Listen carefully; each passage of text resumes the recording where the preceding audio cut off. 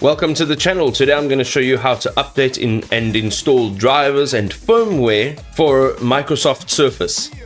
Okay, so we are going to update and install the drivers and firmware on your Microsoft Surface. So you need to connect your accessories, so attach all your Surface peripherals, including type cover, Surface dock, and Surface Pen to ensure that they receive updates.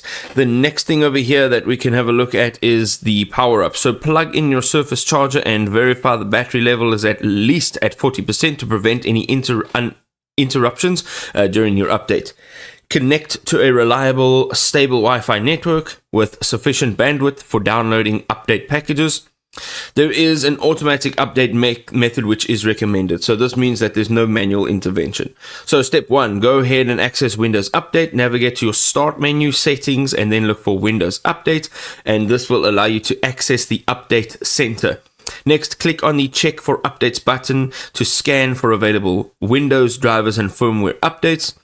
And then after your installation's complete, search View Optional Updates in the taskbar search box. Here you can select and install all Surface specific driver updates from this list.